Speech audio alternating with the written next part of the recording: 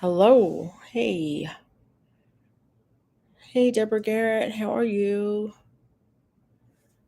How is it going? Welcome in. Welcome in. Welcome in. Oh, it's a little bit. Hey, TT. How are you? Things looking a little bit different tonight because I am going live from YouTube. I have never done this before, so we'll see how it goes. How's everybody doing tonight?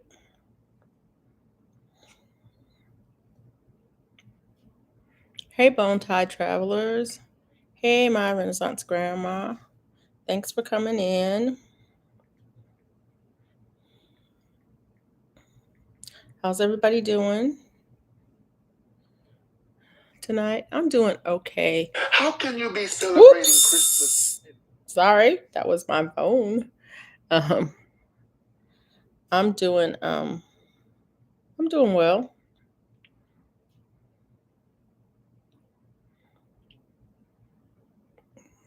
today. I'm a little bit tired. Oh, bone tired. Fighting the flu, personally and professionally. Um, TT, I haven't heard from Lydia in the last day or two. I think, well, I heard from her yesterday morning, but I haven't heard from her since. She just sent me a text.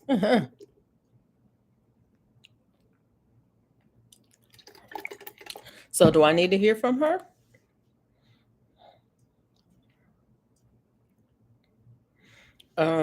Hey, Cassandra South Fulton. How are you?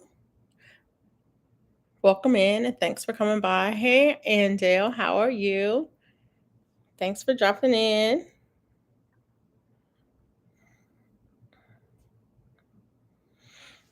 Yeah. Oh, okay. Stop laughing at me, TT. Stop laughing at me. I've never done the live streaming from YouTube before. I've always used StreamYard, and so I thought I would try it. I was looking to see how you could go live together and add somebody. I don't see that anywhere on here, and when I read it, I couldn't figure it out. So, um, I guess I'm holding it down on my own tonight, but that's okay. That's good. Um,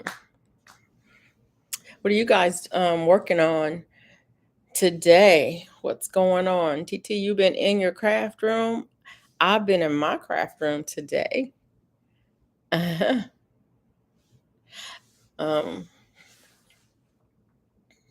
uh, yeah. Yeah, I've been in my craft room today. I was trying something I saw on YouTube. YouTube see, YouTube do. Um, so I was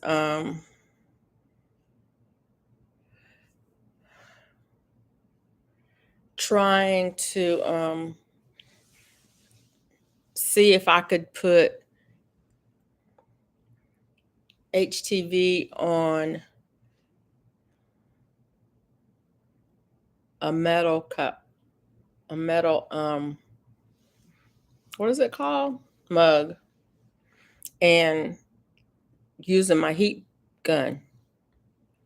And it appears that it worked. I don't know if I need to seal it with something or not. According to the videos, you don't need to seal it with anything, that it's pretty much permanent, but I don't know. Have you ever done that, TT?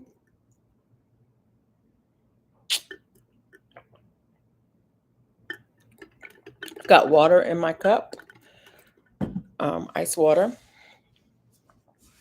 in my cup. What are you guys drinking? Look, YouTube said you could do it. I've seen several videos where people are doing it and they're using the mini heat presses to do it. I hadn't seen anybody use the heat gun to do it, but I'm like, I don't have the mini heat press, but I do have the heat gun. So tried that and it seemed to work. Um, I don't have them nearby, or I would show you, but it did seem to work. So we'll see how that goes.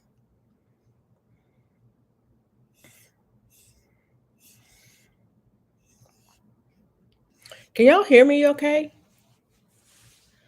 I don't know how the volume is. I tend to get louder throughout the live stream. I don't know. Yeah.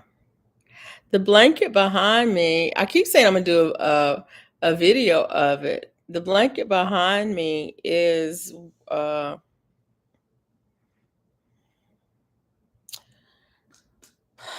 it was the calendar, crochet along calendar, scrappy calendar blanket that some of the people in the crochet community were doing. And basically what we did is we went to the dollar store and got 2 calendars. The I forget which one it was, but 2 blossoms, and I forgot what the other one was. But anyway, 2 dollar store calendars. And each of those calendars came with the big one and a smaller one. And so basically we have 4 different calendars. And what we did is we used the colors from those calendars as our colors for each month. And so for the month of January, we looked at the January calendars. You had 4 different pictures, and you could choose any of the colors from that month to use for your January colors for your blanket. And then for the pattern of the blanket, there were several different patterns that were used. Different A couple different people had different patterns that they were using, but I decided to do mine with this pattern that you'll see here. And basically mine was I forgot now. I think it's 13 rows. And so um there's the first 1, 2, 3, 4, 5, 6, 7. And then, yeah, 1, 2, 3, 4, 5, 6, 7, 6, 5, 4, 3, 2, 1. And so 1 is the same, 2 is the same, 3 is the same, 4 is the same, 5 is the same, 6 is the same, and then 7 is the one down the middle. And so that's my pattern that way. So, and then between each pattern, there's these rows you can see of the brown and white is between each month. So each pattern is a month. And so there's 12 sections, and each of the colors for the sections came from the calendar. Now I can't remember which month that is. I think December is on this end. Yeah, December is on this end over here. So, but yeah, I don't remember the I can't tell you. I have to count it down to tell you what month that is. Um, but that's the blanket. I did post, I think January, February, March, I did videos up for each of those. But I think after that, I didn't post anymore on it. I keep saying I'm going to go back and do a finished one and show every month the color sequence. But the nice thing about this blanket is, well, it uses scrap yarn more or less. So if you only have like one skein of yarn and of a particular color, then this will be a good one to use up that skein. I had several teals, um, this one and this one. They're a little bit different. And I had several oranges, this one and this one, that I just didn't have any plans for. And then I had a bunch of this green that I had inherited from it was some yarn that was my sister's. When she passed away, I ended up with it. And it's like I didn't really have any plans for what to do with it. And so, those colors showed up. Luckily, those colors showed up quite a lot in the calendar. Quite a lot in the calendar. And so I was able to use up most of that, actually all of those colors. And then some of the other colors I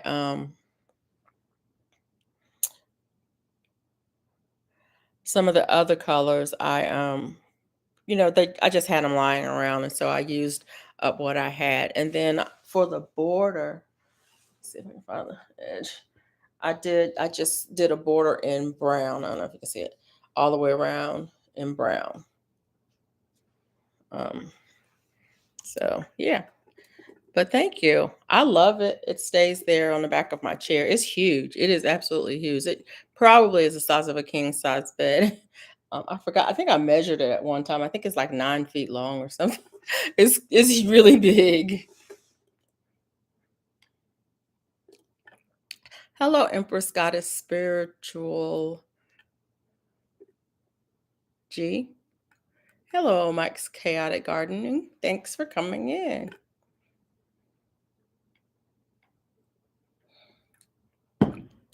Are you guys ready for Christmas?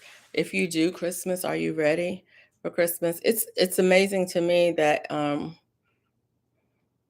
it just seems like the time is going by. I was um thinking about going to the store today, and I was like, "Oh my goodness, no, it's too close to Christmas for me to get out there."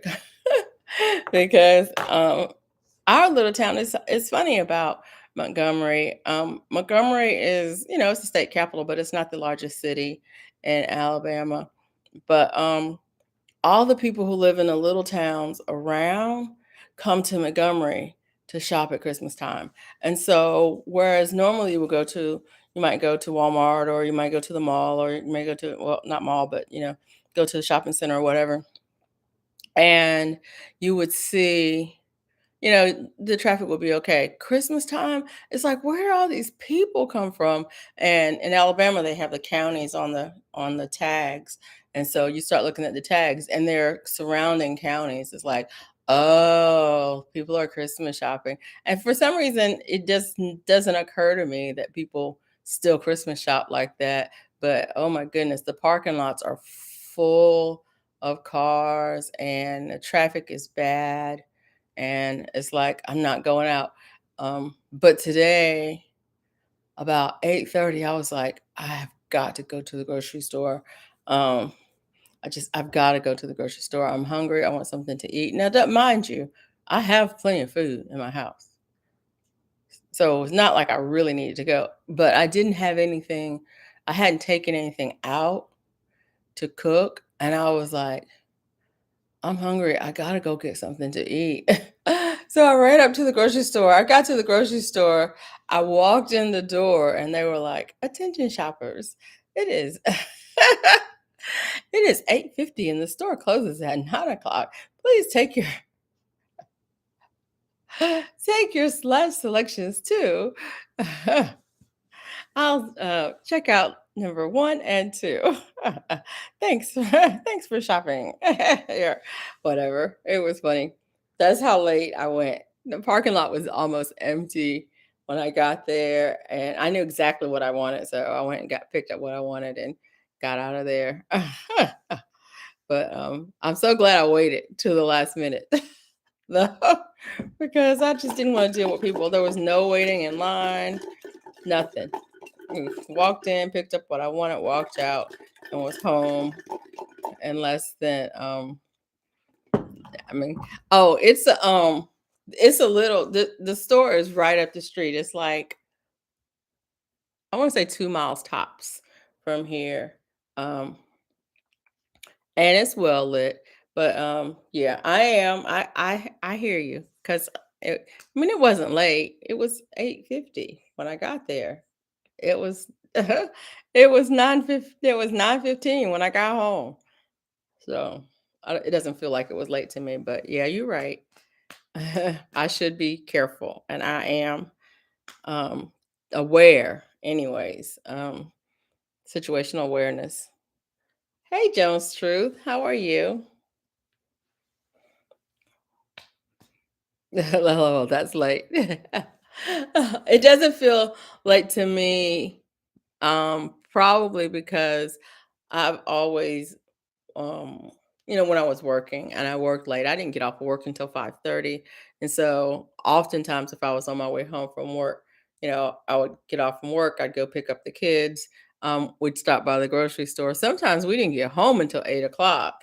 So um by the time we got, all the errands done. And if I did, if I had to come home first and then go back out, yeah, it could be. So I'm kind of used to doing that, but you're right, it could be late. My husband and I kind of split the difference. He worked early, got off early. I went in late and got off late. So he had the mornings with the kids. I had the evenings. So we just kind of split it that way.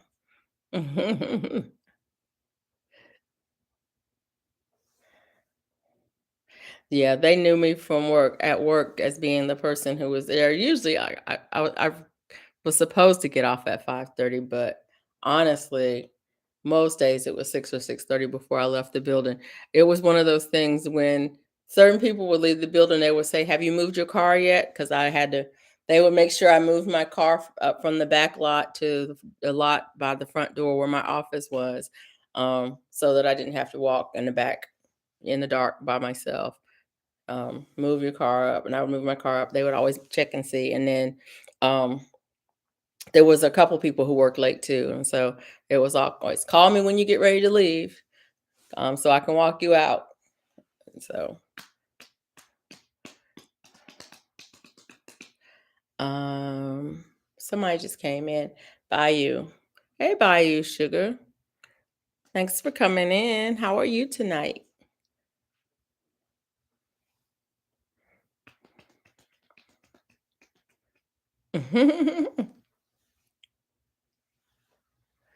Yeah. Yeah. I had a really good working environment where I work. We worked well together. It was lots of caring people. We had a really good team that I worked with. So yeah, we did look out for each other. Um, and it was really balanced too because um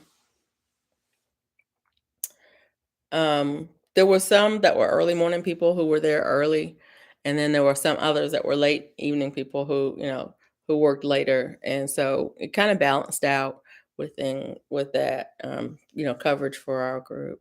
Hey, 8 Grace, how are you? My hours, my watch hours, they're coming slowly. They're coming slow. I think I have about 1,000 watch hours, which is fine. Um, Honestly, I want my hours and my subscribers to kind of grow together because you have to maintain both, um, for your channel to really grow. They need to grow together. And so I'm not really pressed for hours. I mean, I want to get the hours, don't get me wrong. I want to get the hours, but you know, I still want people to come and I want the channel to grow and I want people to watch the content. And so I'm still trying to figure out, what it is that, people are most interested in cuz Andale, I'm all over the place when it comes to um my content. Today I may be doing gardening, and tomorrow I may be doing crocheting, and the next day I may be doing art, and the next day I might just be doing something pretty I saw when I was out and about. Um, so um, I'm not really sure. I mean, really and truly, yeah, I'm not really sure what direction the channel is going in. So yeah. Watching from Texas. All right. Hey, Grace, Texas.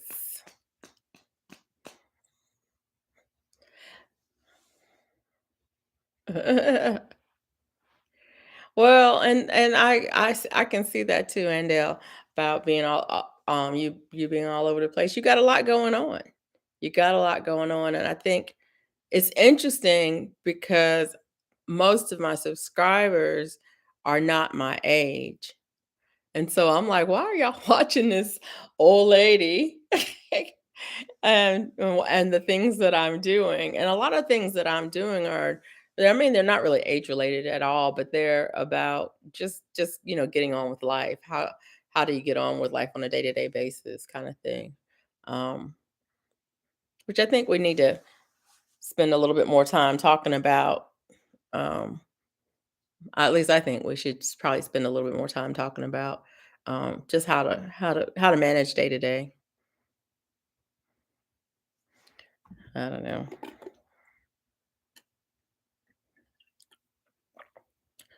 Watching from Texas. Um, Texas is interesting to me. Um, I always said I was going to have a band and I was going to name it Texas Connection because I said every person has a Texas connection. Texas Connection. Um, Now I don't know. I don't know that everybody has a Texas connection. I just think that everybody has a Texas connection.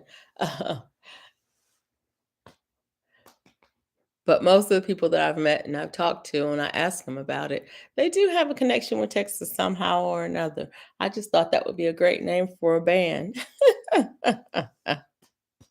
That's uh, hey, Grace says that's good content. Yeah, maybe it is. Yeah, maybe it is. Well, people keep coming back. People keep coming back to they come keep coming to the live streams and they keep watching my videos, and so I'm glad somebody likes it. At least you're interested, and I love hearing you talk about your experience, not to mention your crochet projects are beautiful and inspires me to try. Okay, Bayou Sugar, I'm glad it inspires you. Um, I enjoy crocheting.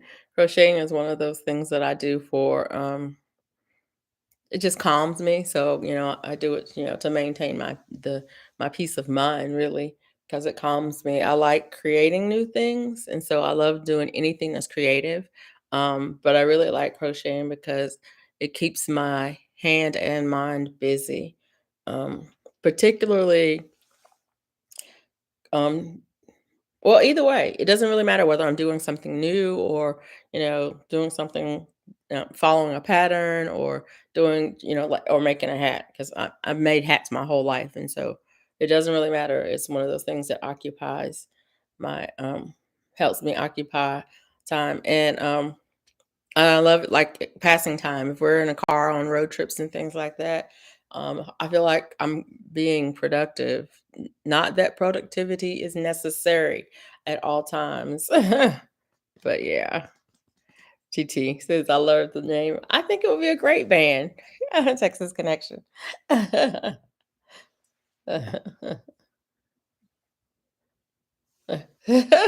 Yeah, yeah, you're in the band. I don't know what kind of music we would play with the band like that, but any kind we wanted, I suppose. Oh, pizza. Mike said his wife wants pizza. That sounds good. Not that I eat pizza, but it still sounds good. Oh no, I said I wasn't going to talk about food. I already did. I went to the grocery store, so I already talked about food. Seems like every night I end up talking about food. um, but hey, that's part of it. Ooh, hey, Rudy. Hey, Mona. How are you? Thanks for the time, Rudy.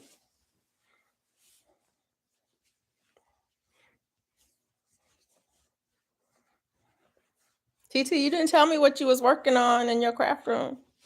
I know you was doing something.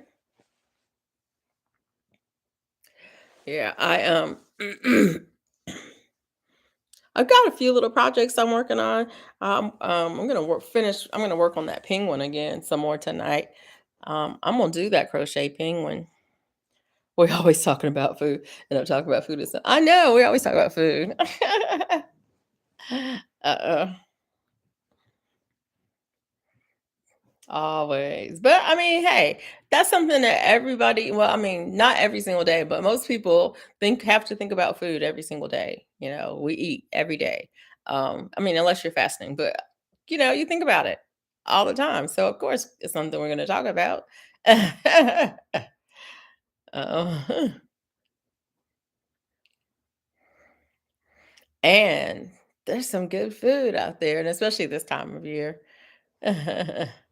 Oh, I took naps. I folded clothes. I ate. I played video games and took more naps. Yeah, I took a nap today. I had an awesome dream today. I woke up in the dream. I'm dreaming and I woke up and I was like, "Oh, that was a cool dream." And then I promptly, and I mean promptly, forgot what the dream was about. But I was thinking, "Oh man, that's such a good dream. That would make a good book. I should write it down." And boom, it was gone. Just like that. And it's funny because I was like, I really intended to write it down. And I mean, mind you, I have a journal, I have two journals right here, right beside me. And so it was like, man, you should have wrote that down. That would have been a good book. Maybe it'll come back to me. I don't know. Maybe it'll come back to me. I haven't been writing. I used to write all the time, especially in November. I don't know if you guys know, but November is National Novel Writing Month. It's one of those weird things that was started by some guys who were messing around with each other. They were, just they're getting together and they're talking, and somebody says, "I'm gonna write a book. One day I'm gonna write a book, blah, blah, blah, blah, blah." And somebody's like, "Well, why don't you just do it now?" And they were like, "Oh, okay." And then they did it. And I think that they actually did it in like June or July the first time. But then they said, why don't we, set aside 30 days to just write as much as we can on that novel and not worry about it being good, just worry about getting it on paper. And then they started it, National Novel Writing Month, and there's a whole um, um, um, website, and it's got a big following, and it's really not national; it's international. People from all over the world do it, and there have been some um, books. Um, some bestseller books that have been written during the month of November during National Novel Writing Month. So yeah, it's kind of cool. And I've participated in it several times, um, and I found it interesting because first of all, before I participated, I wrote, but I didn't write novels. I wrote poetry. And I had never really thought about writing a novel until I saw that and in one of my poetry writing groups. And they were going, "Are you going to do it? Are you going to do it?" And I was like, "Well, no, I don't want to write a novel." And then people were doing it. They were getting excited about it. Da, da, da, da. And it's like, the 9th of November, I decided, okay, maybe I'll do it. The 11th of November, I decided to start. And the 28th of November, I had written my first novel, which was crazy. Haven't published it, haven't edited it, none of that, but just sat down and wrote, which was crazy, crazy, crazy. Um, but it was fun. And I never thought about writing one as a group experience. um, Hey, Burundian traveler. Yeah, I never thought about writing as a group experience like that. And joining the writing group made that way because we would get online and we would all be writing together and we would do writing sprints. And it's like, okay, set a timer for 20 minutes and write as much as you can. And how many words did you get done? And in 20 minutes I can write 250 to 300 words. Who knew? You know, who knew you could write that much in just 20 minutes? But when you are focusing on doing it and not worrying about spelling and punctuation and grammar and all of the rules, yeah, you can get a lot out. You can get a lot done. So, but that's fun. I haven't participated in a few years, but I did it. I don't know, 6 or 7 years in a row. So yeah, I've got 6 or 7 books I need to to edit and finish and send to and publish or whatever. Another task for another day. Hey, Drini, how are you? Thanks for coming in. Yeah. Um, the motto of National Novel Writing Month is no plot, no problem.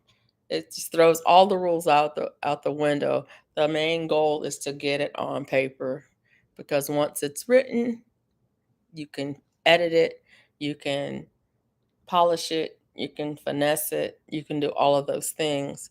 But if you never write it down, then you can't do any of that stuff.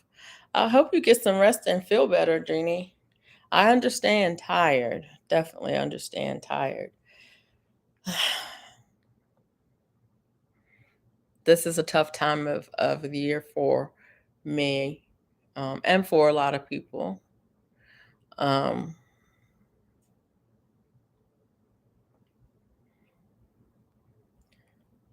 Especially, have they never been to Louisiana? Um,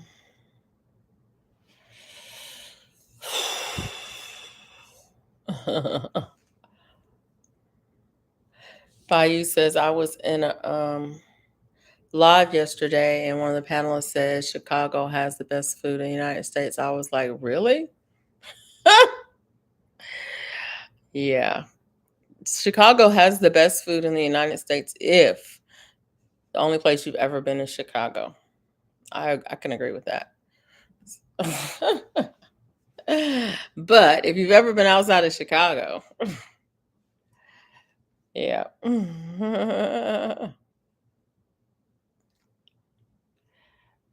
Bone Tie says, have they never been to Louisiana? Right. That part.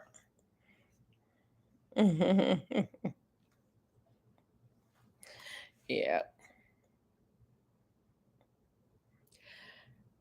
How do you guys do um emotion mentally and emotionally over the holidays? Um I mean, not asking you to answer. This is a rhetorical question. I know a lot of people struggle with the holidays. I do. I definitely struggle with the holidays, and I've talked about it before. I I have seasonal affective disorder, SAD, SAD, and it has to do with daylight hours. And so once the days start getting shorter, I have a light, I forget what it's called, but yeah, I have a light that I have to use. I do light therapy, and it helps. So if anybody has, you know, ever been recommended that they do light therapy, I would say try it out because it does help.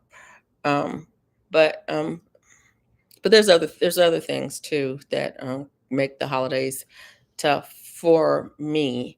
Um, the cold weather, the weather, the rainy weather, the darkness, all of those things tend to cause me to have more depression this time of year, and it affects a lot of people.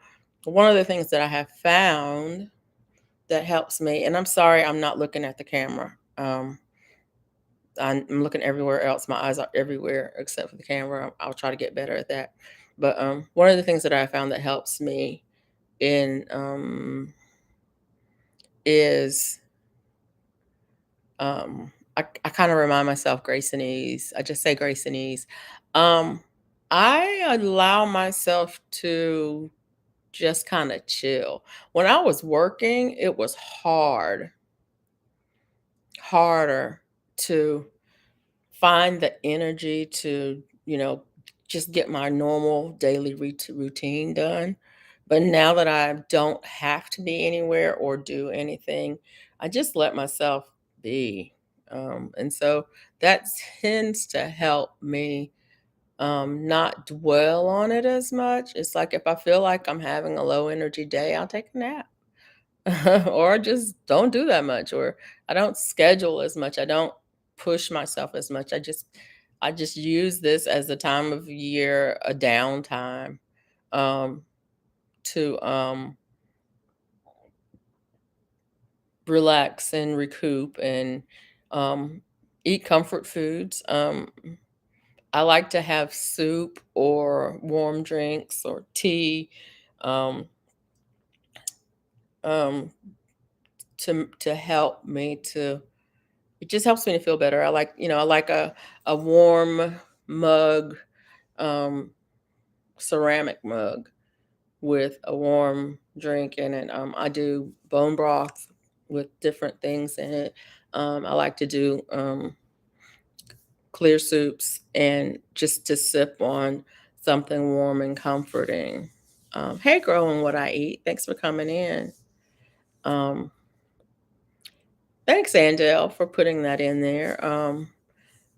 She says, I don't do winter very well, cold, rainy, dark. I try to do something productive each day, and that helps. And that's the other thing, too. I try to have things to do that are calming to me. Um, like even now in this live stream, I have a candle burning over there. Um, and I pick the candles that I'll burn by the different scents that help to calm me.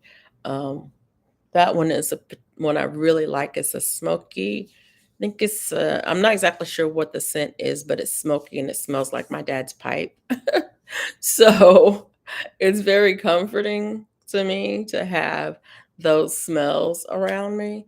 Um, my dad passed this time of year, so of course I'm having those kinds of memories, but I have fond memories of my dad. We had a great relationship, and so I I like to honor his life and his memory in that way by burning that candle that reminds me of what he smelled like.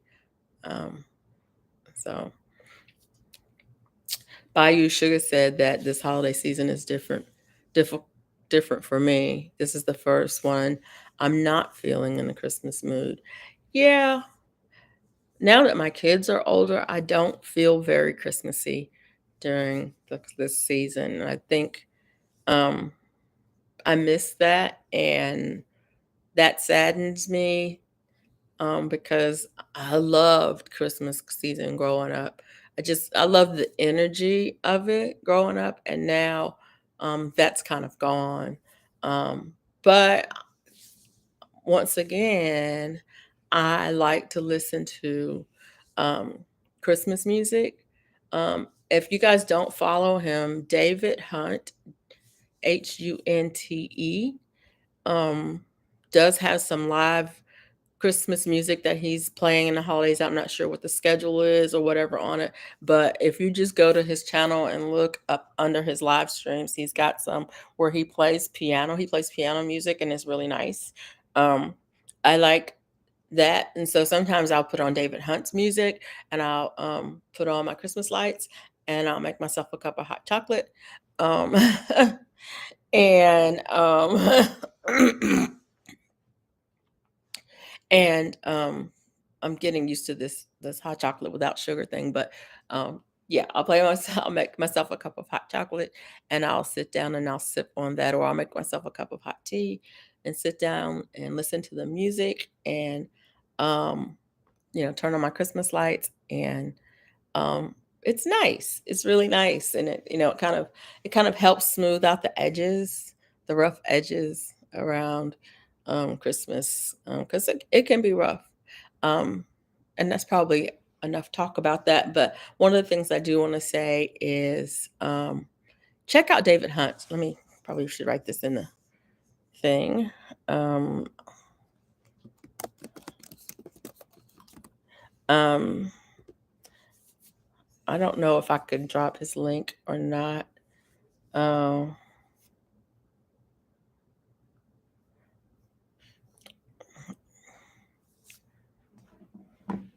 okay, why is this not allowing me?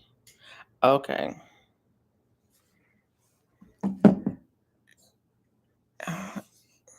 Did I miss something?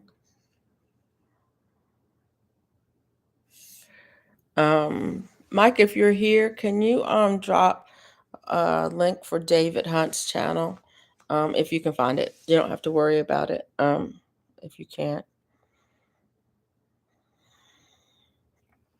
But one of the things I would say to um everyone here is that um check on your friends and family, because and especially the ones who are the strong ones, because a lot of times they are going through and they're not saying anything because um you everybody expects them to be strong, so they won't reach out for help. They'll just kind of tough through it. I'm saying just reach out, even if it's just to say, "Hey, I'm thinking about you. Um, just checking in, make sure everything's okay. Do you need anything?" That kind of thing. Um, yeah, I would say do that. And yeah,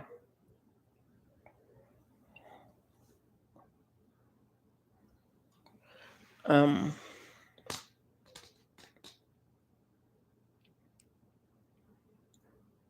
thank you, Mike. He just dropped David Hunt's channel. David has some he goes live, I think Monday, Wednesday, Friday mornings. He does piano music, and then Fridays he does requests. So if you have a request for a particular song or whatever, he'll do that on Fridays. And then like this time of year, he has the Christmas lives going. It's piano music. He's really good. He also will go over technology, the different technologies that he uses to make his videos, and the different, the sound cards and the equipment and the mics and all of the things. He goes lives at 6 a.m. Yeah, too early for me. I rarely catch him. Uh, Sometimes I'll catch him on a Monday morning because I stayed up all night after Sunday Night Live. But yeah, sometimes I'll catch him on a Friday morning. Um, but it's rare that I catch him live, and so usually I catch the replay on him. But hey, the replay team is legit. That's what I'm saying. Come for the replay. So, yeah. No worries, Mike. If you know that, like I said, if you can, is always when I request this, always say if you can, and I appreciate it when you do. Um, but yeah. But yeah, if you haven't checked them out, check them out. If you want to drop your link in the chat, you are welcome to do so. You just type in hashtag drop to drop your link, so that you guys can connect with each other. Um, I do not mind if you drop your link. Oh, Bella wants to come in. I'm going to have to get up and let her in. I don't know if I can turn my camera off. That's interesting. So I might have to leave y'all here. um,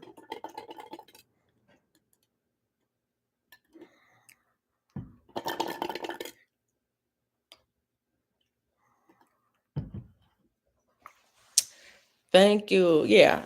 Hashtag drop. So yeah, y'all check out Andale. She dropped her link.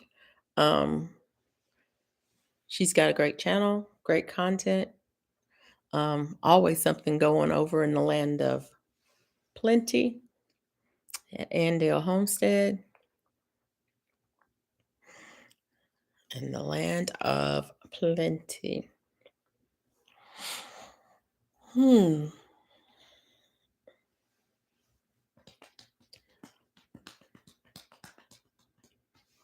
So, how many people are going to the movies over the holidays?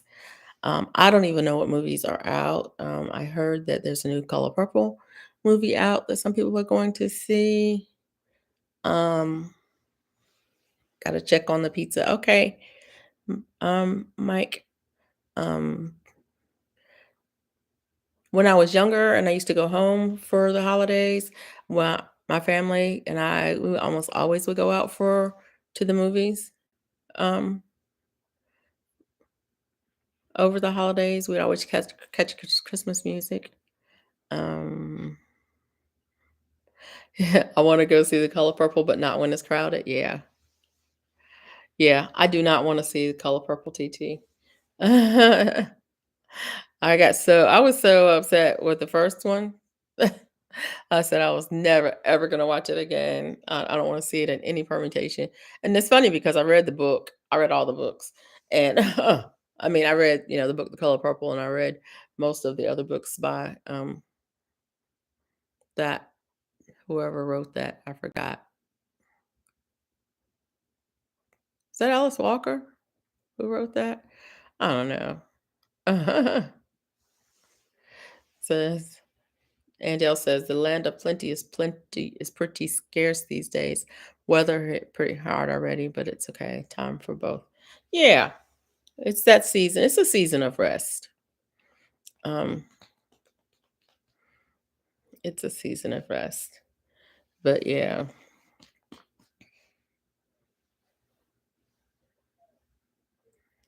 Bella's crying. I'm gonna have to let her in, and I gotta figure out how to do this. I don't know. Has anybody ever done this before? Can you turn the camera off at all? Manage. I don't think it lets you do any of that. Okay, well, we'll figure it out. She sounds pretty pitiful out there. There's nothing wrong with her other than she hears me talking in here and she just wants me to be in here with her. She wants to be in here with me, so that's all it is. Yeah, oh no, what just happened? Are we still here? It appears that we are. Yes. I don't know what that was all about. Okay.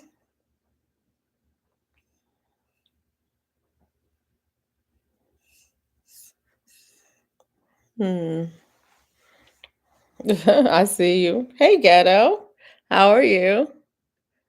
I pushed a button and something happened. She says I just run and go and leave the camera running. If I was if I had thought about it, I would have put a tab over the camera so I could flip it over um the camera and flip it back when I came back. But I didn't think about that. I didn't think that I was gonna have to get up. But I am because she's whining pretty good. I'm gonna have to get up. I'm gonna give her about 5 minutes to get herself together to make sure she really wants to come in.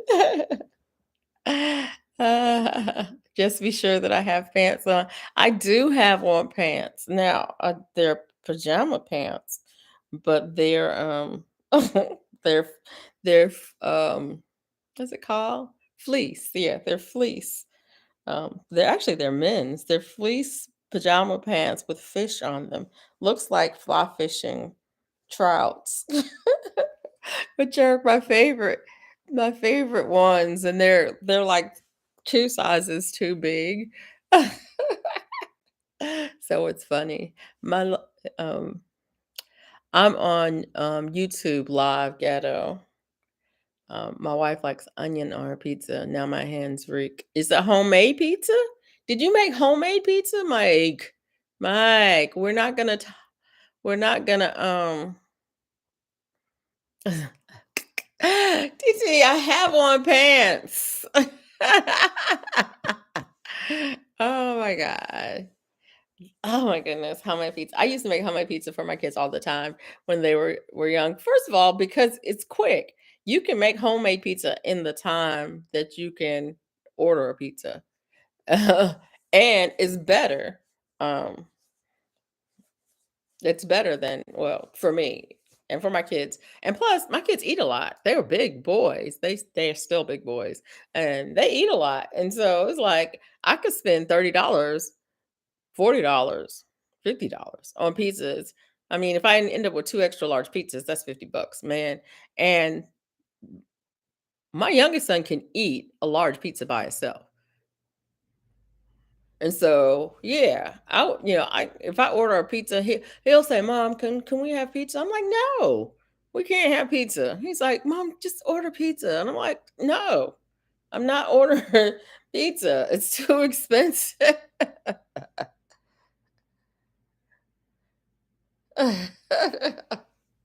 TT said hi to everybody. She too busy playing a game to speak to y'all. Okay, that's not exactly what she said, but I kind of yeah, that part. So, I'm just messing.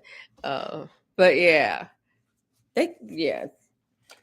So yeah, having pizza was a treat because it could be very expensive. For what I spent on a pizza, I could go and buy, enough food for a week. So,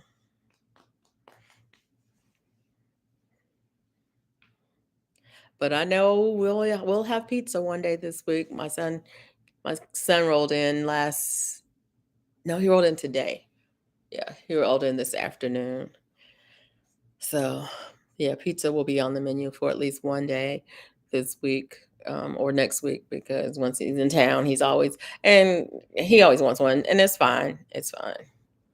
Hey, sweet thumb, how are you? Thanks for coming in. How are you this evening?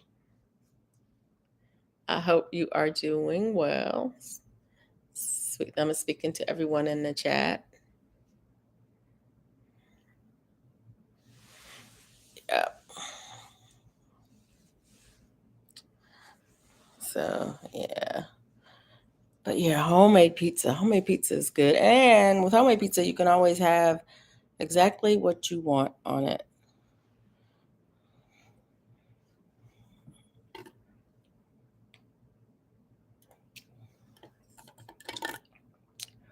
Okay, my water is low.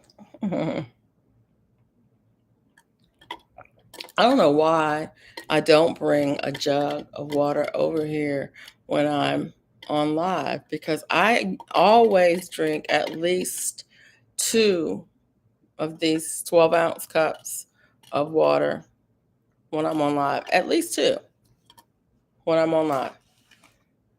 And I always am.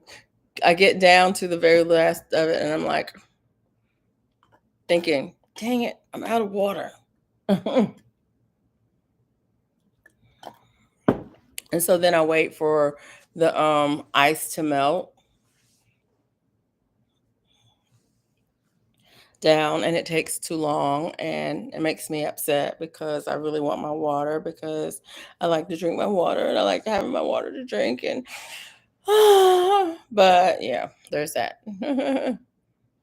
I keep 32-ounce cup ice water by me. Stays cold for 2 days. Yeah. And a bigger, I have a fifth, I think it's a 50-ounce. I have to check it to make sure. I think it's a 50-ounce water bottle that I have that I like to use. And I use it a lot, except for some reason, the last couple of days, I'm like, I'm going to use mine with my name on it. I'm going to use the one with my name on it. So I've been using this one, and this one's only 12 ounces. And yeah, that part. And 12 ounces is just not enough for the duration of the live stream. And see, what happens is, though, if I use this one when I'm here and I'm doing other things, it makes me get up every hour to go and refill it. So I have a reason to get up, because if I didn't have this much and I had enough water that I could continue to just sit here and not get up. But there you go. That's how you get your steps in. You go and get water. Mhm. Mhm.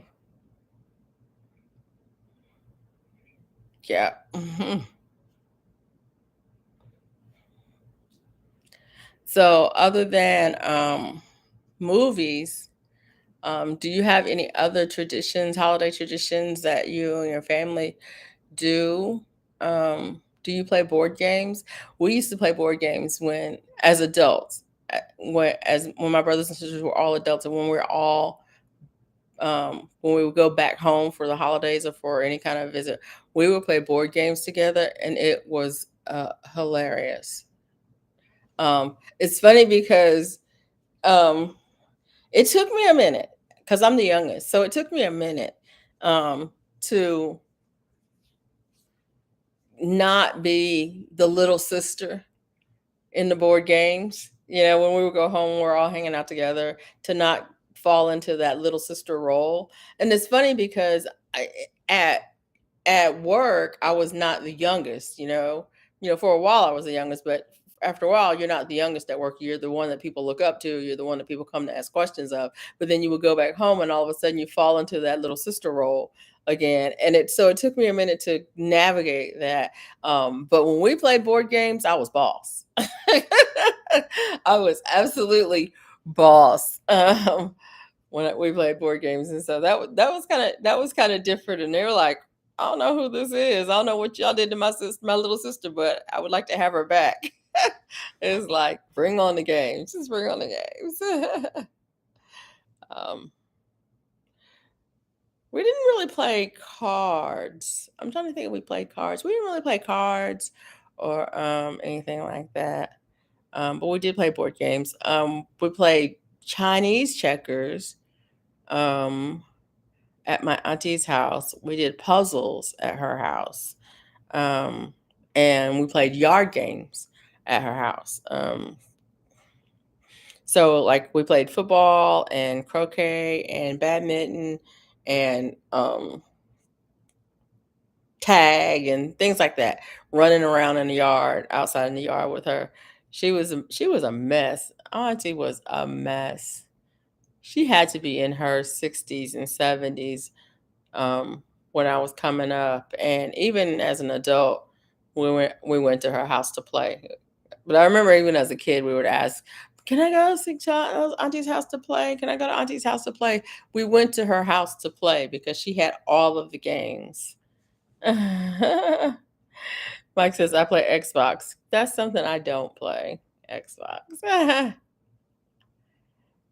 Yard dart? No, we didn't have yard darts. I don't know if they even had yard darts back then. But we did play croquet, and we played badminton. I'm trying to think what else we had in the yard. We played football. She loved to play football. She was horrible. Oh my gosh, she taught us how to cheat in every single game.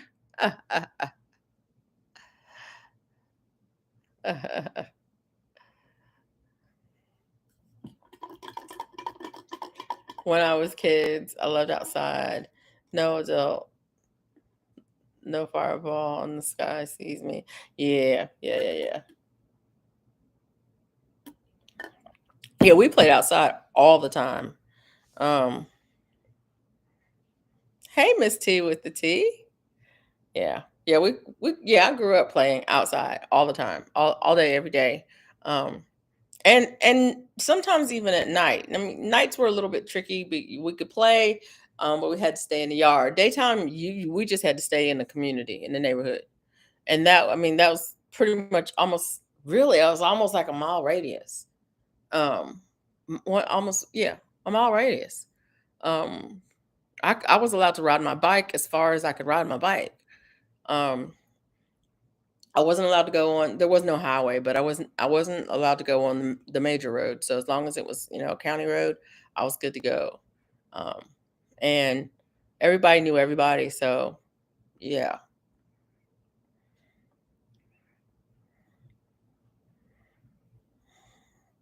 Tetherball, yeah, tetherball. Ghetto Chinese Christmas, Andel. What did she say? We do Chinese Christmas, and then we have Nerf Nerf gun war. Cool.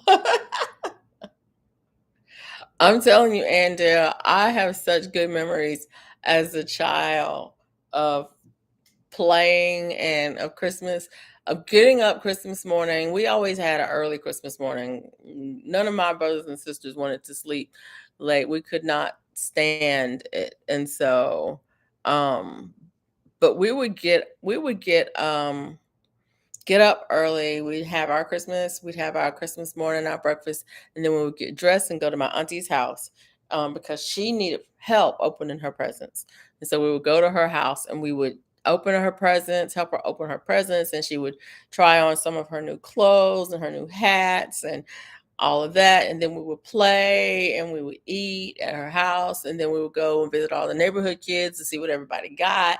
And we would eat at everybody's house. And then we would go and see cousins and aunties and uncles and stuff. And so, yeah, Christmas was a big day. And we had a lot of family. My mom was one of 12. My dad was one of 11. Yeah, 11. And a lot of them lived nearby. Um, and so we would just at everybody's house. We're at everybody's house. We were eating at everybody's house. We were playing at everybody's house. It was just a big family thing. Christmas was a big family thing, and it was not just Christmas Day. It was from Christmas Day all the way through New Year's. Really, New Year's was a little tricky, but all the way through New Year's Eve for sure. Um, Chinese Christmas. Each person brings a small present, draw numbers, and each person gets one wrapped, not labeled. Oh, okay. Is it kind of like Dirty Santa? Can you trade? Yeah. We always played Dirty Santa at work. It was always fun. Um, and there was one there was one gag gift in the Dirty Santa. I think it was a frog that when you squeeze it, it would go ribbit. And it kind of rotated around the office who would end up with it. And so it got in the Dirty Santa every year. It got in there every year. Um, but it's funny. Okay, it's similar. Yeah. It's fun. It can be fun. I've played that in several different groups. I played it at work. I've played it with a couple of my book clubs and other groups where we played with, and it's fun. I have a nutcracker that do I have one or two of them? I think I had another one. I think I ended up giving that one away that I ended up with at one Dirty Santa. Oh, I am missing. Our birdies got little LED lights in them, so we play badminton at night in the summer. Oh, that's nice. Each person, oh no, Mike. I don't know why I keep getting unsub from you, man, but I just subscribed to you for the fourth time, I think. Wow.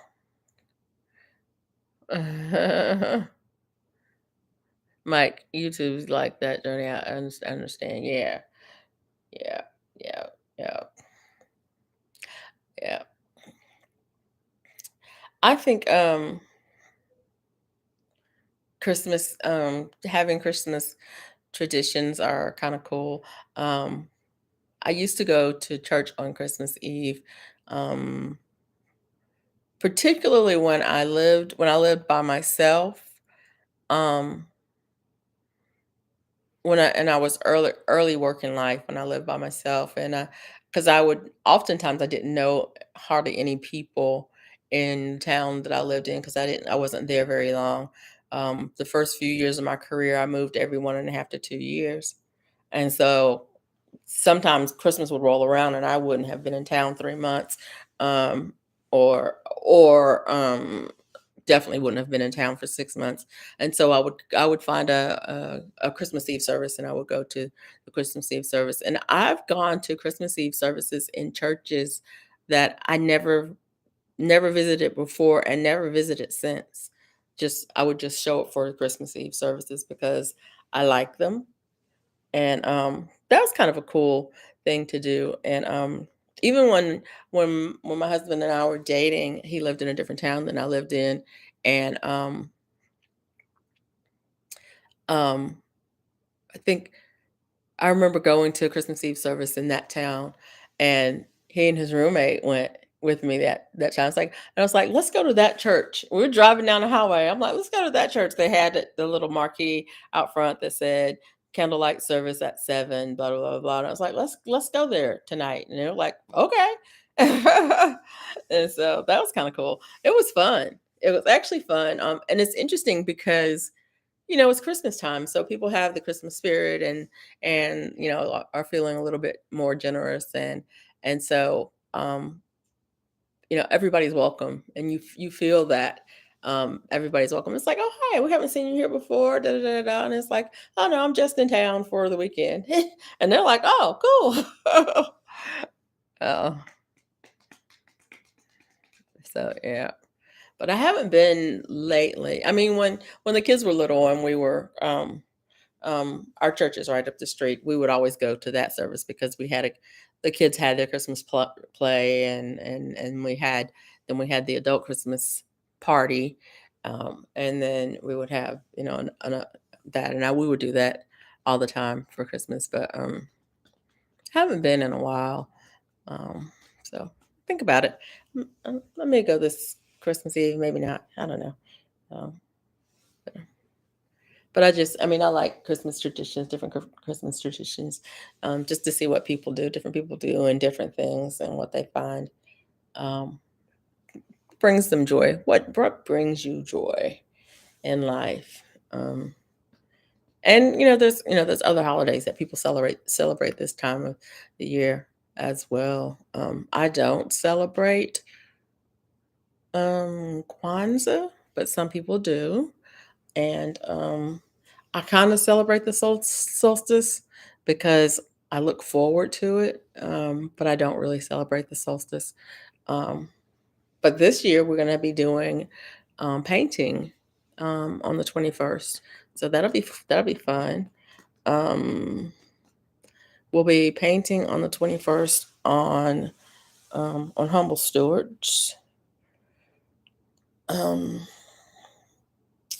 for y'all who don't know, Best Jet Journey did fall bean collaboration, and on the 21st we're going to do a drawing for the people who participated in that.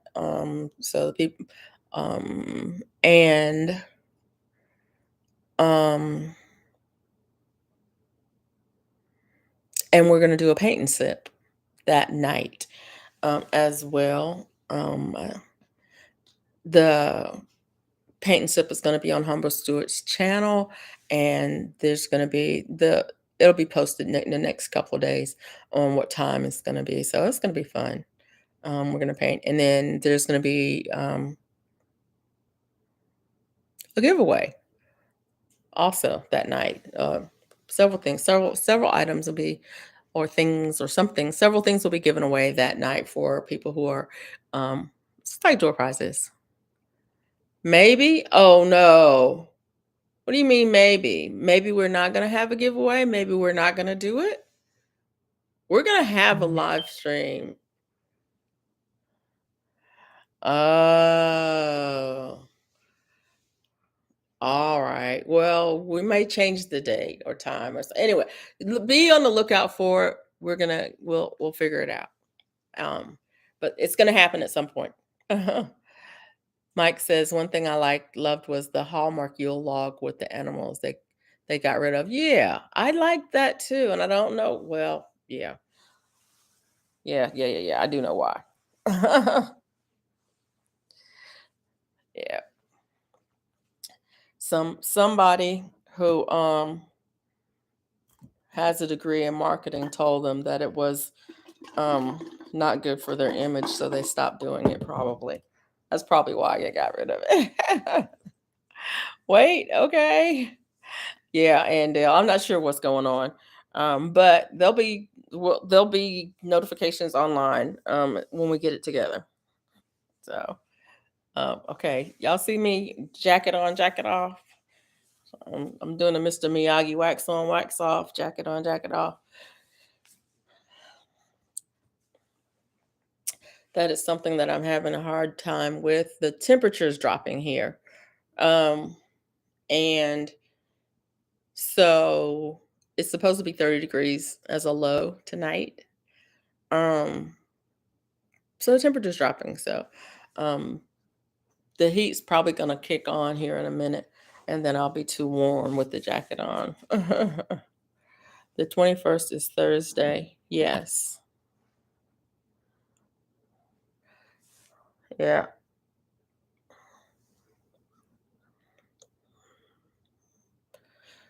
So we'll figure it out and we'll put something out maybe tomorrow. Yeah, maybe today. Today's Tuesday. So we'll probably try to get something out today as soon as we can. Um,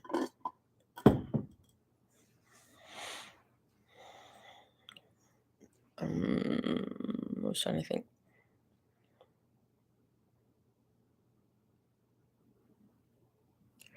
Mimi just gave me, oh, that's so sweet. A gift.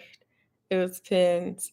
Girl, I was looking at some pins just the other day and I was thinking, I do not need another pen. I do not need another pen. But I surely want some more. Mike says, do all the art, TT. Do all of the art. I was in Michael's the other day and they made me so mad. You know how normally you go into Michael's and you buy whatever you're gonna buy, and then when you get out, I got it, TT, thank you. When you get out and when you check out, you get a coupon for your next visit. And I was in Michael's and I was looking at some stuff and I was like, oh, if I get a coupon when I check out, I'm gonna come back. I'm gonna come back in and buy this. You know I didn't get no coupon. Hey Zach, how are you? I hope you're feeling better today. But yeah, how is it? I went in there and did all of the things that I was supposed to do and did not get a coupon for a percentage off for my next visit. I was so upset. I was like, that was it's kind of used to be standard. You always got something, a percentage off on your next purchase. And I was all about it too. I was like, yep, I'm going to come right back in here and buy this. Um, but I guess I didn't need to spend any more money. I had already spent enough money. I'm feeling better. Still stuff up. Had to cancel my live. I saw where you canceled your live today. Somebody else canceled their live today too. Was it Lydia? Crafts by Lydia? Somebody else canceled their live today. There was two ones.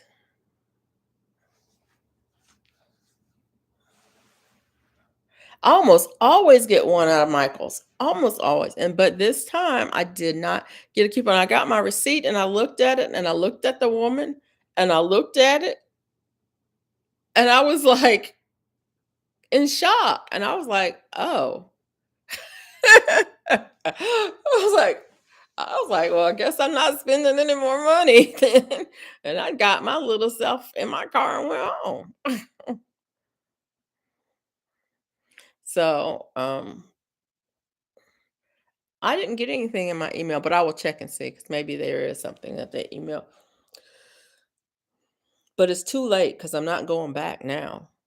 I was out and I could have gotten it then, but I'm not going back. It's better. Still stuffed up. I hope you get better. Tell you, if you got some time, make yourself some tea with some thyme in it, and it will help. Thyme, Thyme, the herb thyme.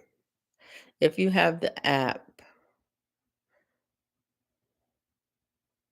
they deliver. Are you enabling, TT? Seems like you're enabling. Uh, and you know what I was gonna get? Some Cricket. It was some Cricket stuff. But I don't it's not like I needed it. It's just that I saw it and I was like, "Oh, I should get this." Although Cricket is having some good sales online on their site. Yes, I am enabling. Oh my goodness. She says, "Yes, do it." She says, "Do it. Do it. Do it." That's funny.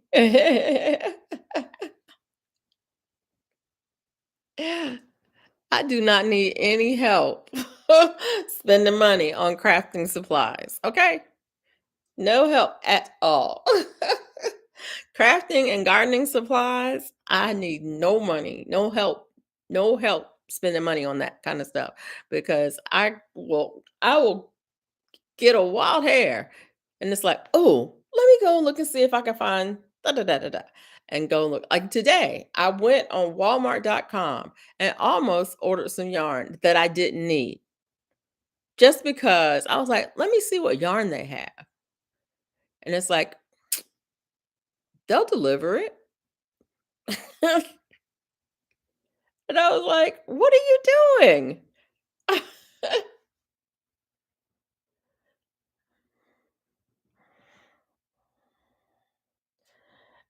She wants to have all the toys so you can play together. Exactly. Exactly. All the stuff. Go do it. I have all the stuff. I got all the stuff already.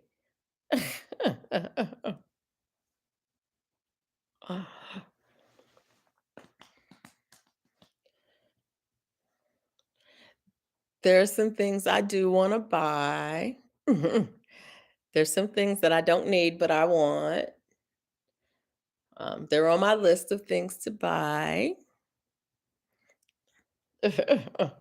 And then there's things that always pop up.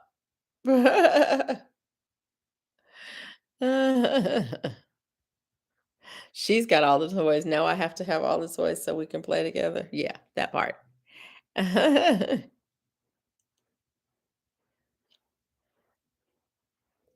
Luckily, I'm pretty disciplined about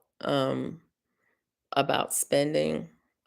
Um, December is usually um a month that I don't spend a lot of money um on things that I don't need in December because I have so many things. Hey Chris, how are you? Thanks for coming in. I have so many things that I need to spend money on, um, that I'm pretty disciplined about not going overboard in December. But any taxes are due, property taxes are due. So there's that, and I know that that's going to be a big hit. Um, I've had 3 cars to put in the shop this month. So, yeah, that's a big hit. Tuition's gonna be due first of the month.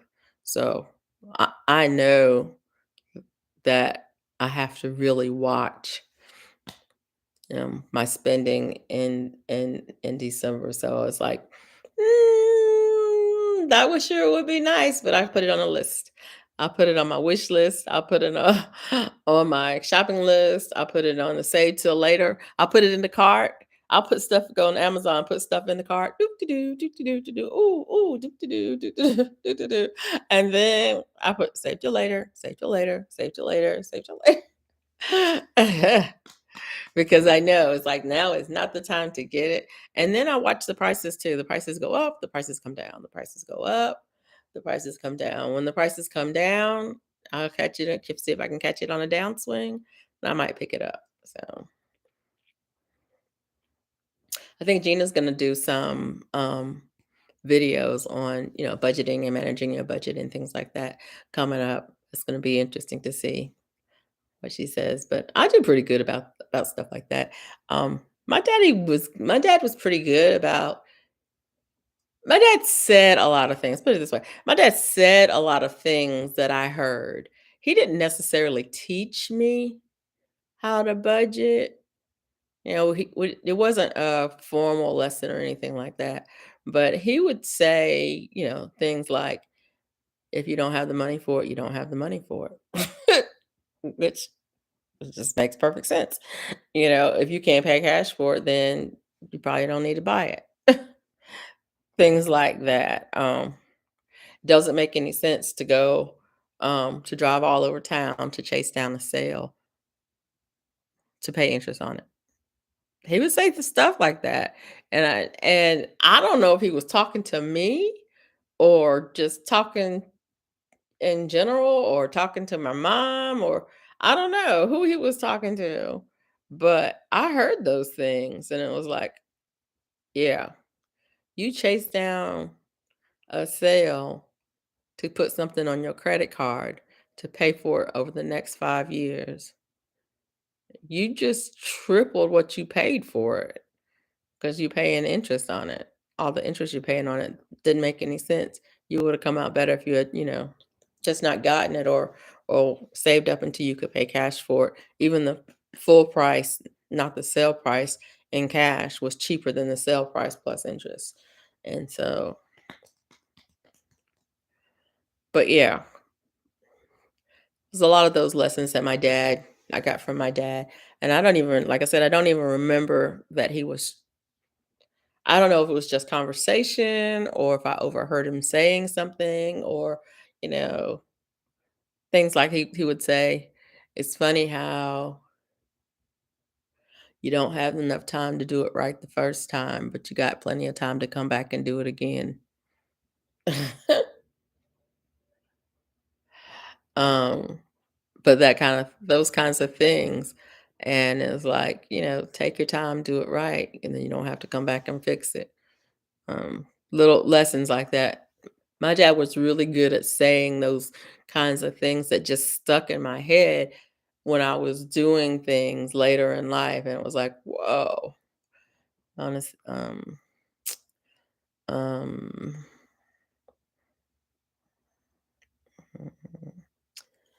and Dale said, "True, I didn't do well with that this past year. Next year will be better." Yeah, yeah. I'm really pretty good about,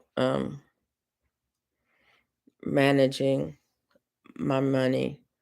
Um Well, it's not so much managing my money, it's just living within my means. If I can't afford it, I can't afford it. So, and I don't like to carry long-term debt. Um, heck, I didn't even want to carry the debt on this house. I did a interview with Lisa J. Stocks. She interviewed me and I was, telling her how, I bought the house. We got a 30-year mortgage on it. Within the first 5 years, I refinanced it down to a 20-year mortgage, and within the next 5 years, I refinanced it down to a 15-year mortgage, and then I paid it off in 8 years after that.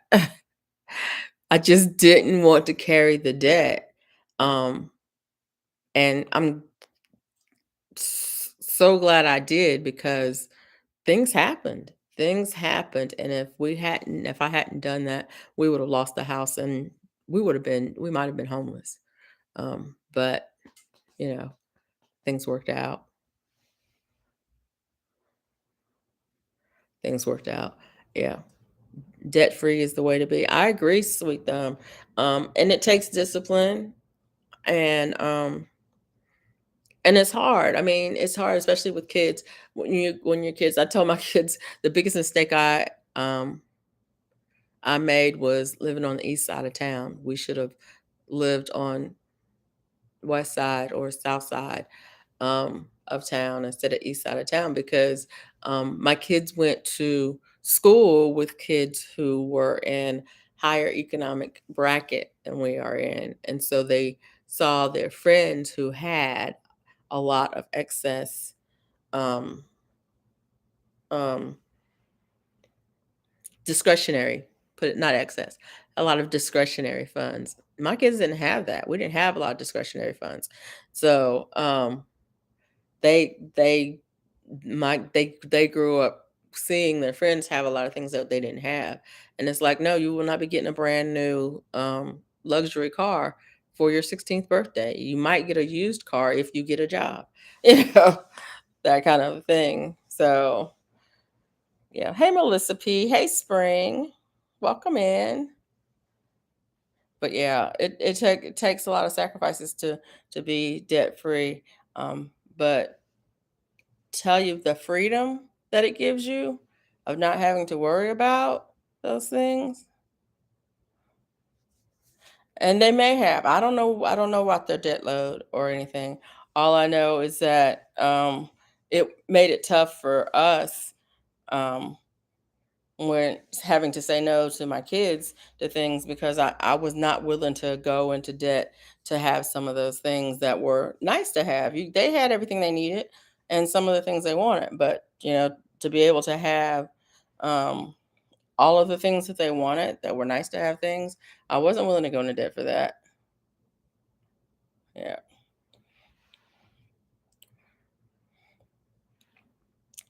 Yeah. It's doable. It is very doable.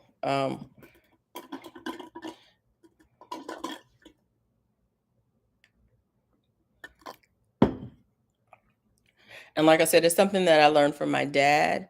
Um, and like I said, it wasn't a lesson. It was just something that there are lots of things that he said when I was growing up that, and it's interesting too. If my sister was online, she would say that mom and dad never taught us how to manage money, and it's true because they didn't.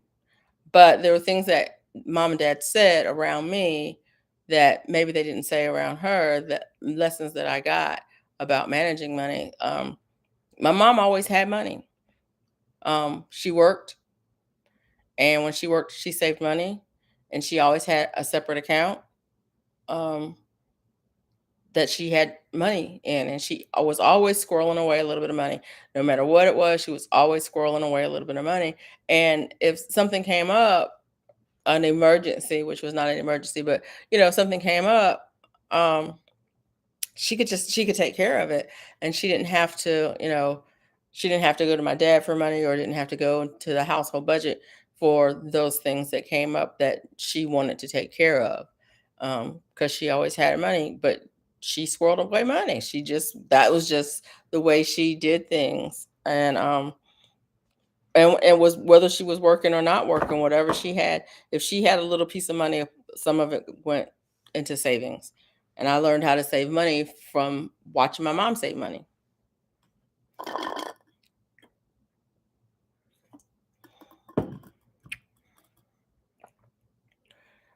Melissa P says, "Oh my God, debt free maybe in 10 years.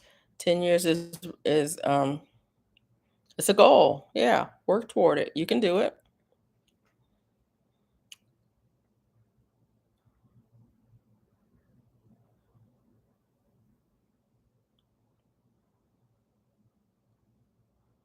Um, Hi, Melissa. Yeah. Do you guys do resolutions? New Year's resolutions? Do you do long-term goal setting? 30 days, 60 days, 90 days, 3 months, 6 months, a year, 1 year, 3 years, 5 years, long-term goal setting, um, New Year's resolutions, those kinds of things are not. I'm not big on New Year's resolutions, but I am big on goal setting, which is almost the same thing, but not. um,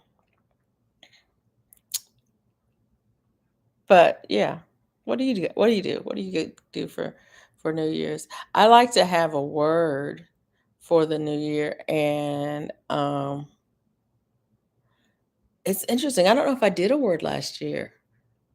I don't remember doing a word last year. That's interesting. Let me look. Let me look. Let me look.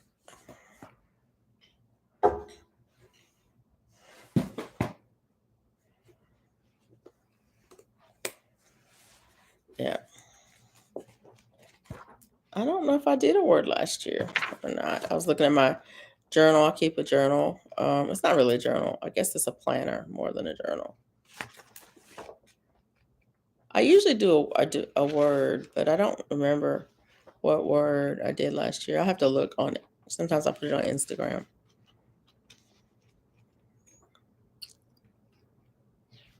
But what year? What was the year? What year?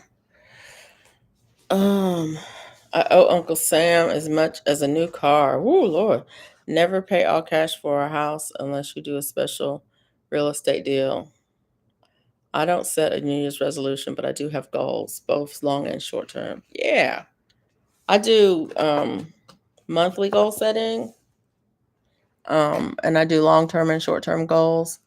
Um, and but I do more than goal setting too. I really do. I make a plan, and so I mean, it's I start with a list, and then I narrow down the list, and then I'll make a plan um, for the steps, what steps I want to get done by what amount of time, so that I can accomplish the goal by a certain period of time. And I set a deadline for it. Try not to be arbitrary, but more reasonable. I mean, and I try not to be arbitrary in that if it's something I try to set goals for things that I have control over.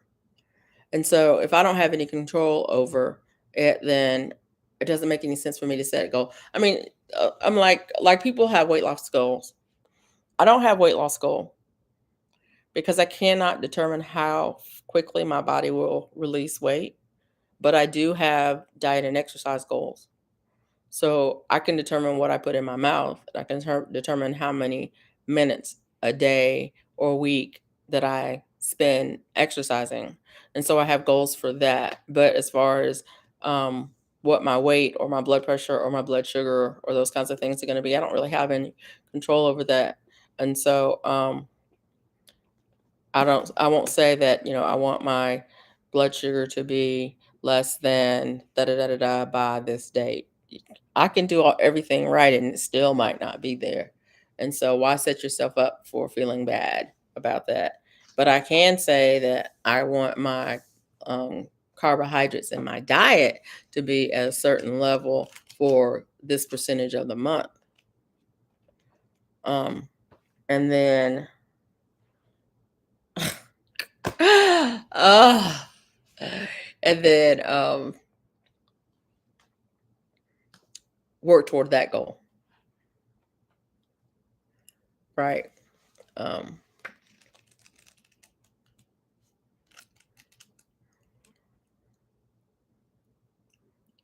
spring.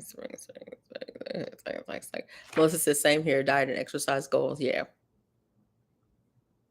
It took me a while to finish my first project, and a lot of people lost faith in me, but I did it, and I'm proud of myself. Yeah. And that's the other thing too. It doesn't make any sense to set a goal um to do something. Like if you've never done it before, like say learning a language or learning an instrument or something like that. You've never done it before. This is brand new on it. How can you set a goal, a realistic goal for doing that when you've never done it before? You don't know what your speed is going to be. You don't know what your learning speed is going to be. You don't know how you're going to progress in it. And so it's not about setting a goal to I'm going to learn how to speak Spanish fluently by the end of the year. Okay, that's not a reasonable goal, period, unless you're going to move to Spain or a Spanish speaking country. But what you can do is you can set a goal to, I'm going to practice.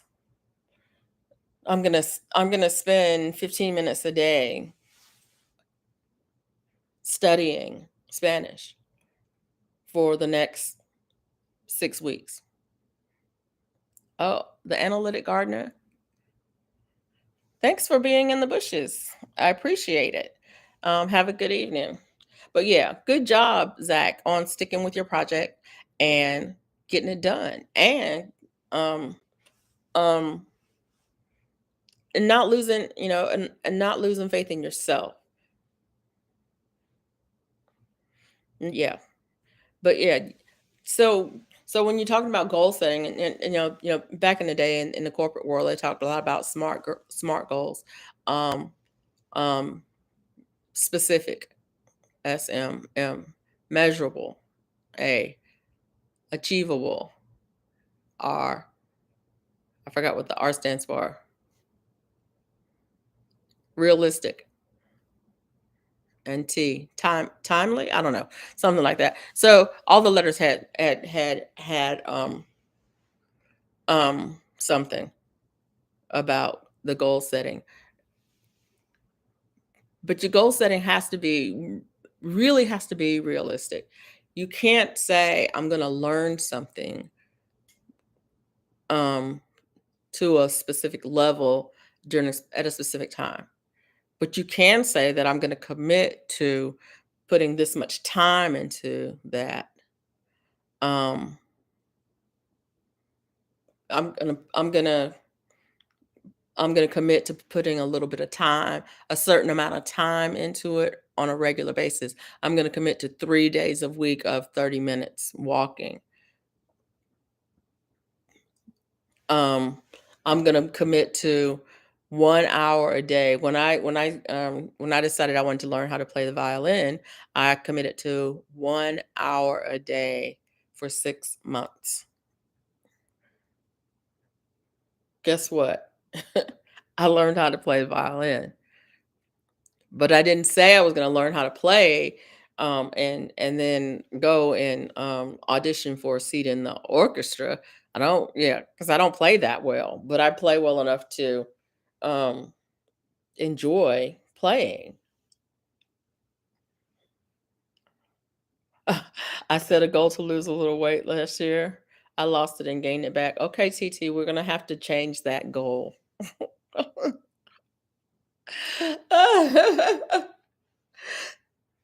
You achieved the goal, but what was wrong with the goal? It wasn't specific enough. You can Next time we're gonna have to put a maintenance goal in there.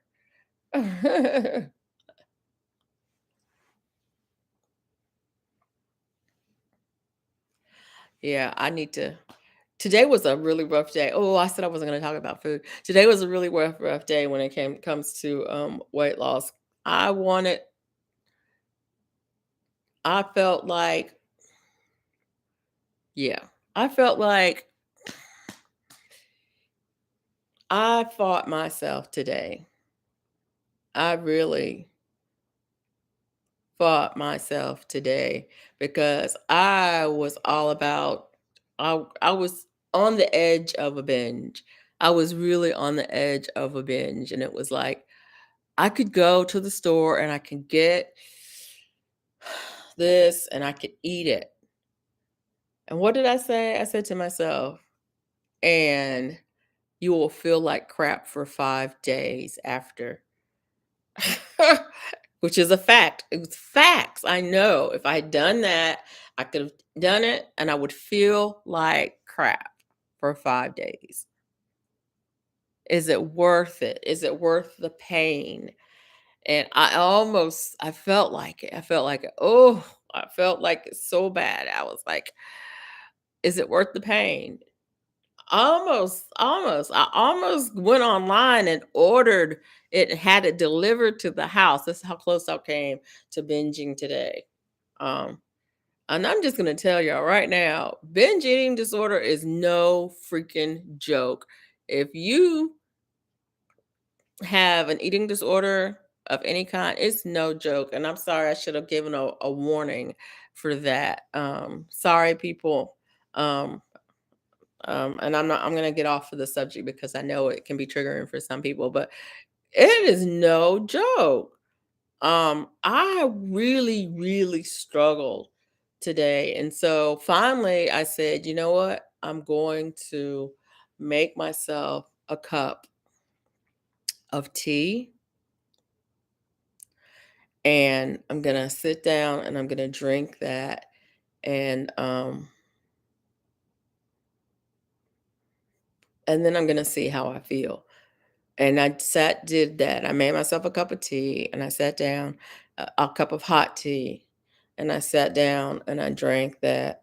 And I have some of that rise mushroom creamer, the rise mushroom coffee and the creamer. I have some of that, and I put some of the creamer in it. I didn't use the coffee, but put some of the creamer because I couldn't do caffeine today. Um, I put some of the creamer in it, and I had Lady Grey tea, and I sat down decaf because I couldn't do caffeine today. Um, I sat down with that, a large cup of that tea with the creamer in it, and I sipped on that, and after that, I was like, "Okay, you're hungry. You need to eat. You can go to the store and you can get something that you can eat." And I went to the store, I got something to eat, I cooked it, I ate it, and I and I felt better, and I didn't binge. But oh my goodness, it was tough. It was hard. It was so hard. It was so hard. I mean, it was hard. I picked up the phone to call somebody, anybody, because anybody listening is anybody out there. Um, I didn't call anybody. I did text my sister because it was just so hard in the moment. It was so hard. Everything seemed it was, and it was totally an emotional moment. I was hungry. I was hungry, and I hadn't eaten anything um, that I should have eaten. I hadn't eaten, the foods that would have been nourishing and filling, um, and I just wanted something. Really, I wanted something sweet so badly, and it was like I gotta get beyond that. But anyway, I'm sorry, bone tired. I should have given you a warning so that you could step away because I know it can be triggering for people. Yeah. Yeah. It was tough, Andale. It was tough. I struggled. I really, really, really struggled hard. And if I I almost, you know what? I have everything in the house I need to cook anything that I want to make. I almost went into the kitchen and started baking. And it's like, I gotta get this stuff out of the house, 'cause, there are things that, if I didn't have it in the house, if I didn't have flour, and actually I don't have any milk, but nope, I do have milk. I have some canned milk. I was gonna say, yep, I do have some milk. But yeah, I have flour, I have milk, I have eggs, I have all of the things. I could have made cakes and pies and breads and jellies and jams. I could have made all of the things. Um,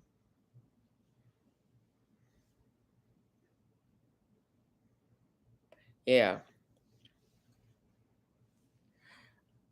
And I didn't wanna make anything. I just wanted to go to the store and buy something and eat it. Uh, I have milk in there. I either have condensed milk or I have, Eagle brand milk in there, and you can substitute either of those for the milk in almost any recipe. If you use the Eagle brand, you use just a little bit less sugar. So, yeah. Um, but I usually and I have a half a gallon of um just regular skim milk in the freezer. Because the last time my son was home, he wanted some cornbread or something, and I needed or mac and cheese or something, and I needed milk, and I don't drink milk. And so I, bought the milk, made the whatever it was I made for him, and put the rest of it in the freezer. So I have milk in the freezer as well. So yeah, I have all the stuff. I have all of the things that I need to to make all of the bad foods. um, but yeah, yeah. Make it and take it down to the donate shelter and donate it.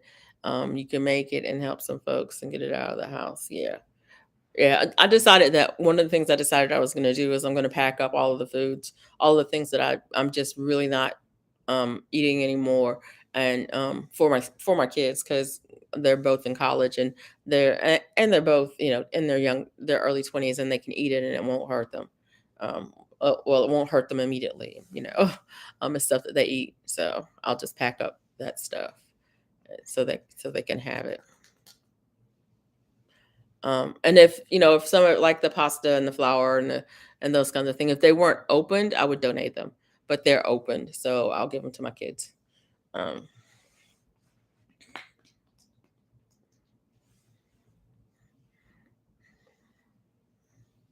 but yeah, that is a great idea. Oh, and that's another thing that I wanted to mention today. And let me see. Um, the shelters and the food banks, your local shelters and food banks, and food pantries. Um, if you're able to help them out, now's a good time to help them out, because they really, especially once the weather gets cold, they really need help. And you can call them and ask them what they need. Um, I need to um, call our homeless coalition and see. We usually donate hats to the homeless coalition, and I think I've got a few hats that I've made that I can donate. But now's a really good time. Food pantries for sure. We've got several churches in our town that do beans and rice. Um, Whatever, I forget what it's called, but they just have a beans and rice day where it's like a drive through. You can come in and you get beans and rice. So, um, but if you're able to do it, if you're able to do it, um, now is a good time to think about donating to those food pantries and um, or shelters, homeless shelters, or um, women's shelters. Um, o- they often can use items that um, we don't have any use for anymore. So, yeah, good deal, Chris. Donate it to Sleeping Bags today because it's cold and today it's wet. Yeah. I just the other day I was out and I saw this homeless lady being moved. Um, she had set up camp near a Walmart, and they had called the police and they were moving her out. And it's tough. It's really tough this time of year, especially um, since I know a lot of places. I know here a lot of places have made laws that is um, you can't give you can't give directly to a homeless person on the street. You can't give them food or money directly. So, well, I should say it's more panhandlers you can't give to. Um, so if you want to help homeless people out, you can. Um, okay, thank you, Andel. I'll check and see. But if you want to help homeless people out, you can. Go through the homeless coalition if you have one, or whatever.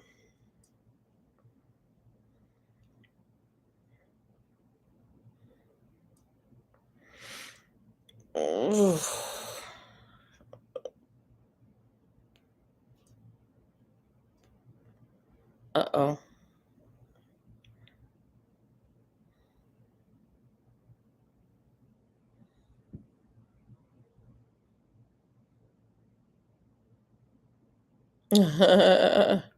No worries, Andale. No worries. It is not a problem. Not a mistake. Um, the worst for homeless is holidays like Christmas because it's hard to sit and watch family and life walk by enjoying this. Yeah, yeah, yeah, yeah. Yeah. And so I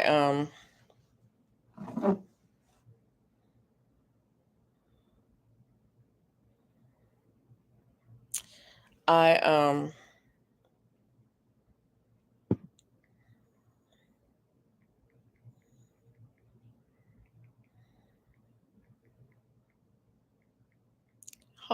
Hold on just a second, everybody.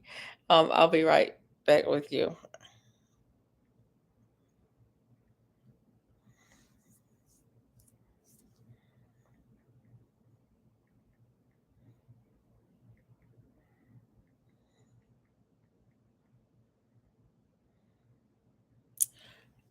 Okay.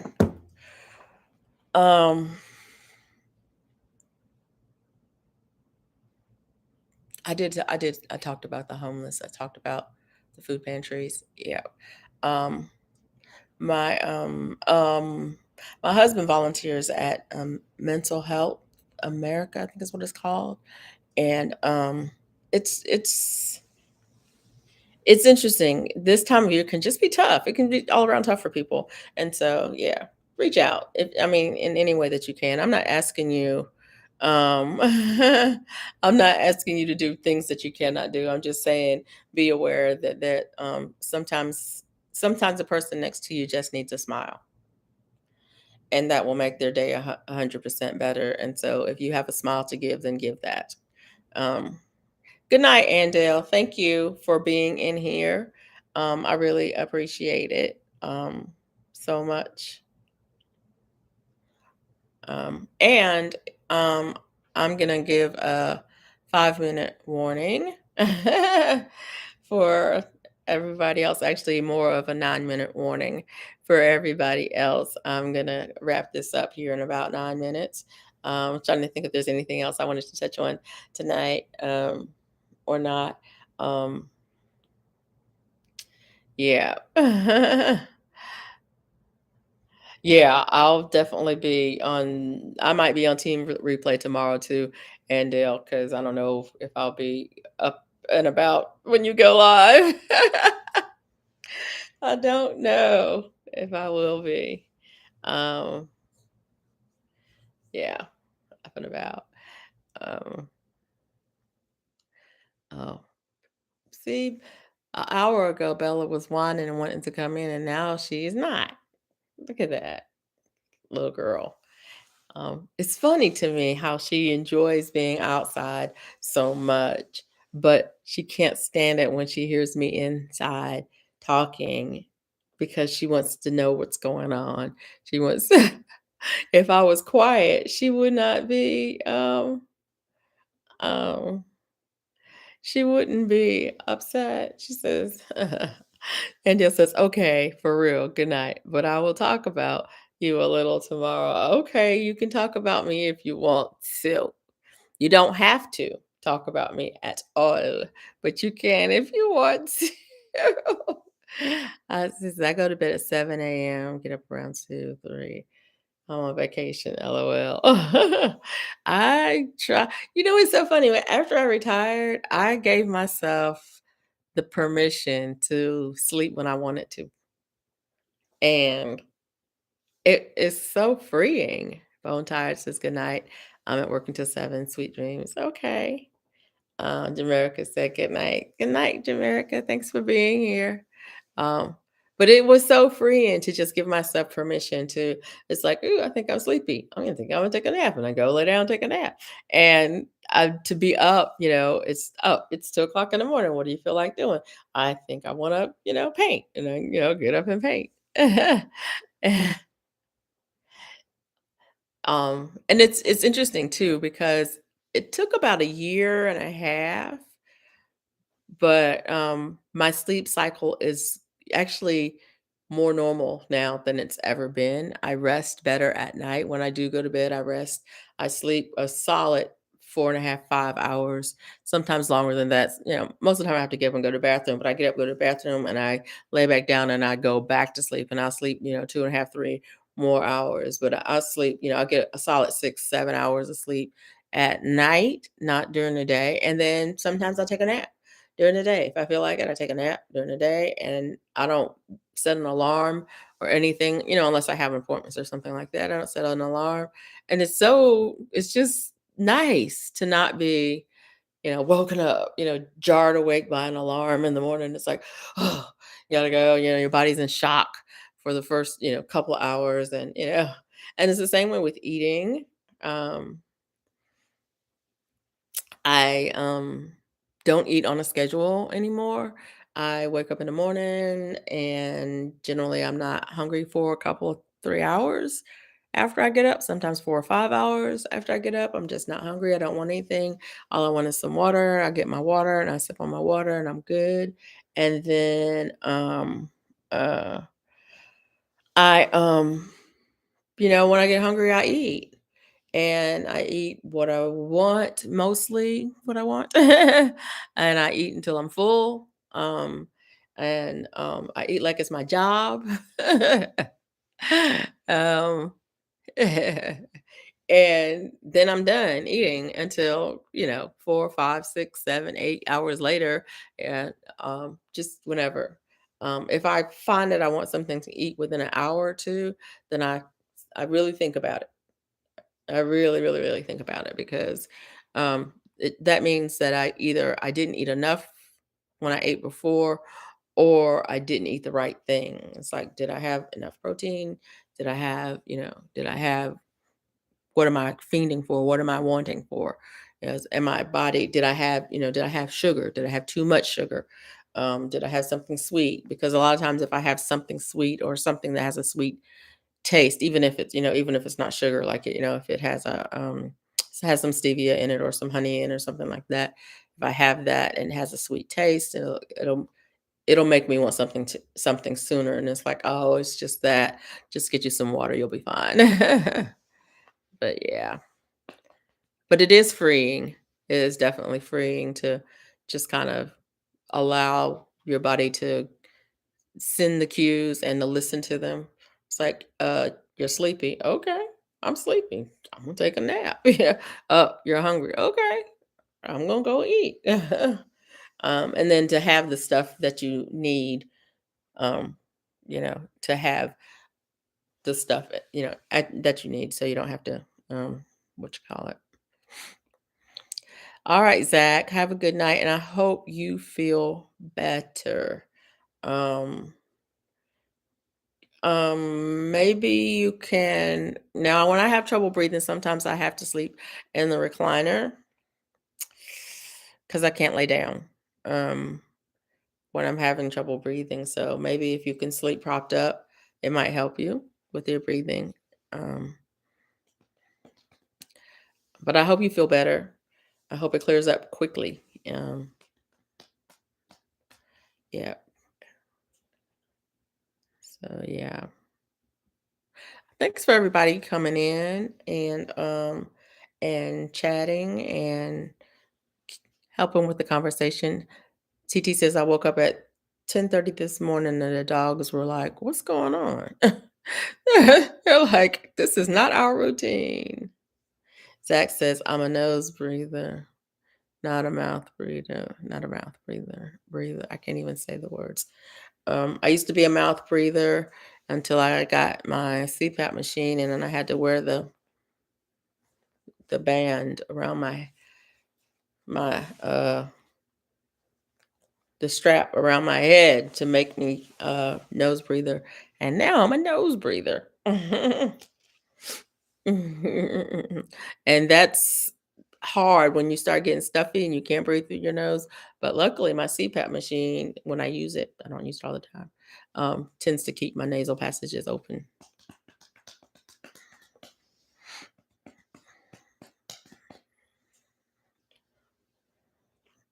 But yeah.